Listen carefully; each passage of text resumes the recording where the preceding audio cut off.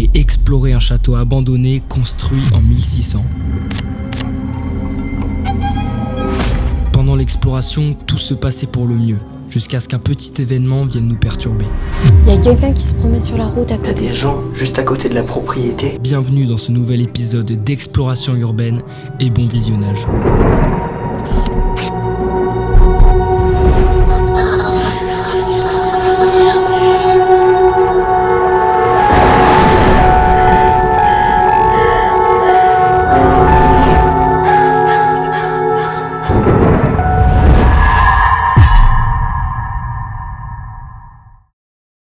Avant de commencer l'exploration, laissez-moi vous raconter l'histoire de ce château et pourquoi est-il complètement à l'abandon.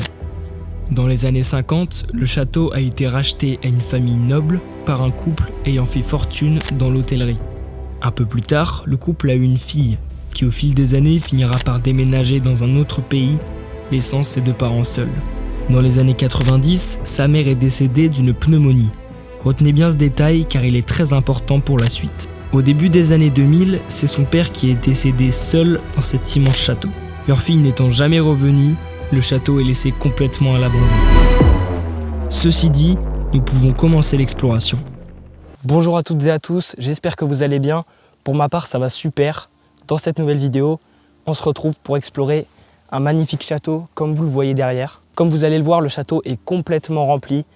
C'est une capsule temporelle. Tous les objets datent d'une autre époque et tout est figé dans le temps. Venez découvrir ça.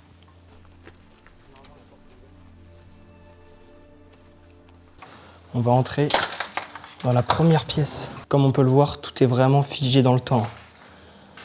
Il y a même les assiettes sur la table, quoi, comme si tout le monde était parti d'un instant à l'autre et qu'ils avaient même laissé les assiettes sur place. Je serais pas étonné de voir que dans les placards, il reste aussi tout. Ok, non, là c'est une cheminée. Non, il reste pas tout dans les placards malheureusement. Mais ouais, cette impression, ça donne vraiment l'impression qu'ils sont partis d'un instant à l'autre. Non, il n'y a rien là-dedans non plus. On voit ici un ancien boîtier d'alarme qui aujourd'hui n'est plus fonctionnel. Il devait sûrement être croyant car on voit sur cette assiette la photo d'une femme d'église. Maintenant, on va entrer dans la deuxième pièce qui est une bibliothèque avec également un grand piano qui est magnifique. On va aller le voir de plus près. C'est un grand piano à queue, ça. Il est magnifique. Est-ce que les touches fonctionnent? Non, il est trop vieux pour fonctionner. Les étagères sont encore remplies de vieux livres, ça c'est assez impressionnant. Là, il y a même un espèce de... C'est quoi ça? Oh non, c'est une sculpture, c'est pas un oiseau empaillé. Mais c'était peut-être l'emblème de la famille qui habitait ici. On peut confirmer que cette famille était noble, très riche, car ici on a une sculpture, enfin c'est un bas-relief de l'homme qui est présent sur cette photo. Donc ça confirme que cette famille était noble. Les livres n'ont pas bougé depuis l'abandon de cette maison, j'ai l'impression. Regardez la moisissure qu'il y a dessus, c'est franchement très impressionnant. Et c'est à la fois magnifique, on a l'impression d'avoir fait un saut dans le passé, quoi. On va pas changer de pièce sans avoir vu ça. Regardez ça là. C'est une magnifique peinture. Waouh, elle est magnifique. Et il y a la même de l'autre côté. Non, c'est pas la même. C'est pour faire les deux côtés en fait de l'arc qui permet de passer d'une pièce à l'autre. Un plan comme ça, c'est très symétrique. Je pense qu'il y a une très belle photo à faire. On peut suggérer que les personnes qui habitaient là étaient peut-être de petite taille. Car comme on le voit ici, il y a, vous savez, comme une estrade en fait, pour marcher, monter et attraper les livres qui étaient en haut. Enfin, même moi, je fais à peu près 1m75, j'ai du mal à attraper les livres. Maintenant, on va entrer dans la troisième pièce, qui est une pièce, donc ça a l'air d'être un salon. Il y a une cheminée qui est vraiment magnifique. Elle est très grande, je ne sais pas si on s'en rend compte. Il y a des croix de Bretagne partout sur la cheminée. Elle est magnifique, ça fait vraiment cheminée royale, quoi. Il y a des sièges aussi qui sont devant la cheminée, il y a encore les coussins dessous qui, je pense, sont en velours. T'as trouvé quoi ici, Mario? Plein de photos. Elle date de quand? 1973, 74. Ouais, ça date. Hein. Regardez là, il y a une photo militaire.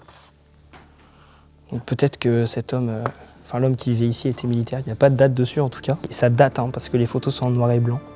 Ça, j'ai l'impression que c'est un mariage. Ouais, en tout cas, c'est très intéressant. On arrive maintenant dans le hall principal où il y a l'escalier qui va nous faire monter aux étages. Le hall, il est incroyable, hein. Mais il a une particularité, comme vous pouvez le voir, c'est qu'il y a des petits trophées de chasse absolument partout.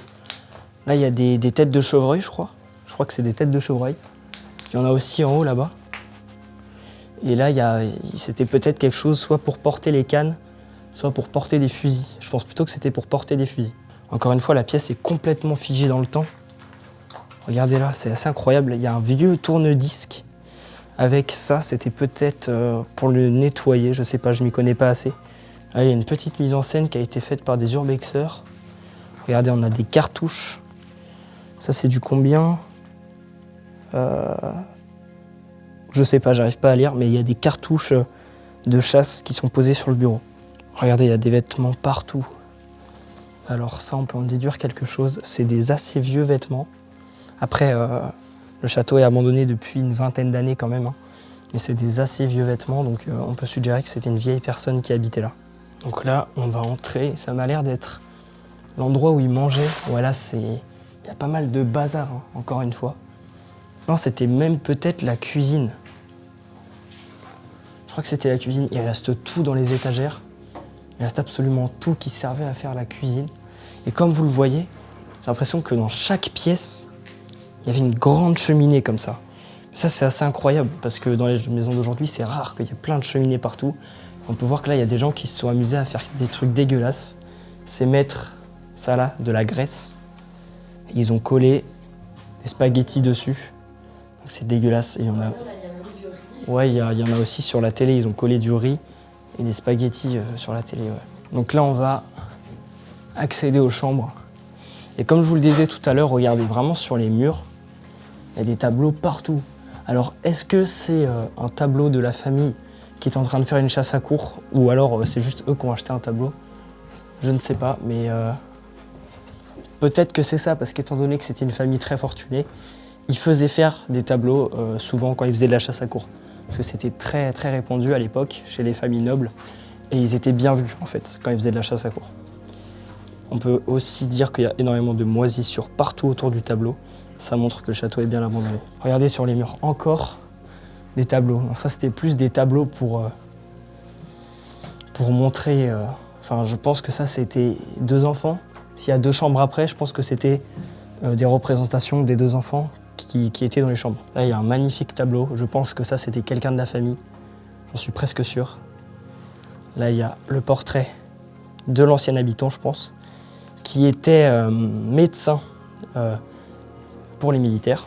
Il est magnifique, je pense qu'il y a une très belle photo à faire où je peux m'asseoir sur le siège qui regarde le tableau. Ouais, je pense qu'on va faire ça. On va partir à la découverte des chambres. Il y a un peu de bazar par terre, hein. Le château a été fouillé. Wow, là, on arrive dans une chambre qui est complètement figée dans le temps depuis très très très longtemps. Elle est magnifique, elle est hyper photogénique, cette chambre. Il y avait même un lavabo pour se laver le visage ou se laver les mains. Il y a une magnifique machine à couture. Alors ça, c'est une très très vieille machine à couture qui ne tourne plus. Et ça, je sais pas de quand ça date, mais c'est figé dans le temps depuis les années 50, quoi. Des sculptures, enfin pas des sculptures, des bas-reliefs ou des hauts-reliefs. Corrigez-moi dans les commentaires hein, si je dis n'importe quoi. Et j'ai l'impression que c'est en argile. C'est peut-être des sculptures des membres de la famille, je ne sais pas. Là, on va peut-être avoir des indices sur la famille et sur la date de l'abandon. Il y a des vieilles lettres, des très très vieilles lettres, c'est impossible de lire. C'est très compliqué. Attendez, là j'ai une lettre, il y a un nom dessus. La comtesse de... Donc là, on est bien dans la maison qui appartenait à une comtesse et à un comte. Donc on est vraiment dans une maison noble, c'est un privilège d'être ici. On a une lettre de l'école militaire et d'application de la cavalerie du train, donc qui était sûrement destinée à l'ancien habitant qui était ici, car il travaillait dans l'armée.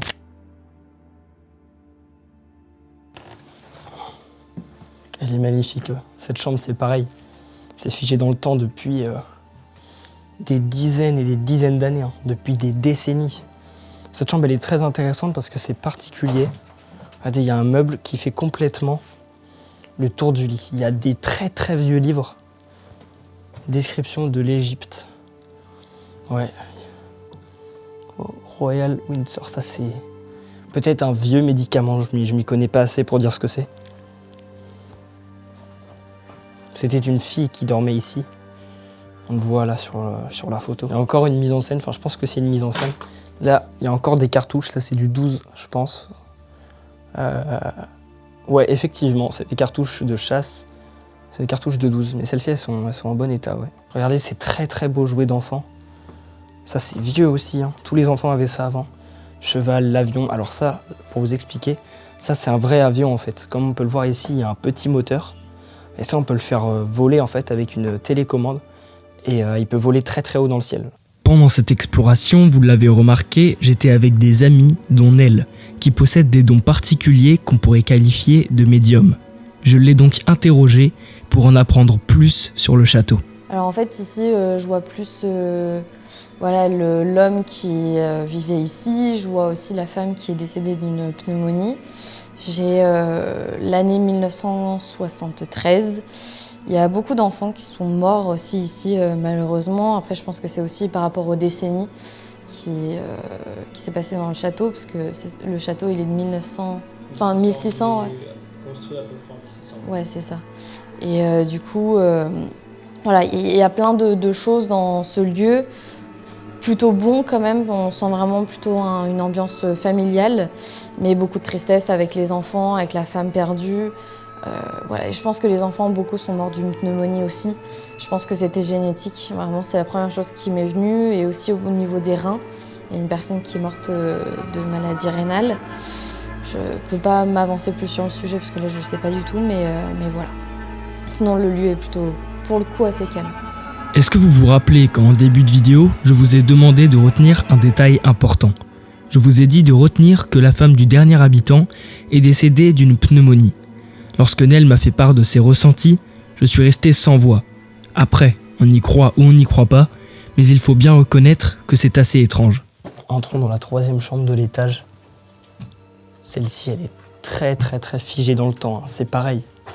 Ouais, là, c'est complètement figé. Par contre, on peut voir que l'état de la chambre est, elle est un peu en train de se décomposer, quoi. Donc ça, c'est probablement une chambre où il y avait 2 enfants qui dormaient dedans. Enfin, peut-être pas jusqu'à la date de l'abandon, car là, il y a un cadre militaire, mais qui est relativement vieux. Donc c'est peut-être un des ancêtres de la famille.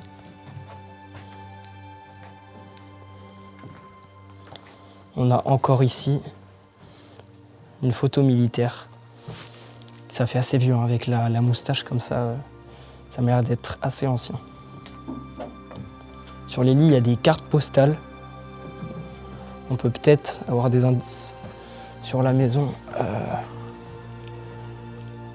L'écriture est très très compliquée à lire. C'est peut-être que celle-ci, il y a une date. Alors... Encore Madame la Comtesse de Saint-Mathieu.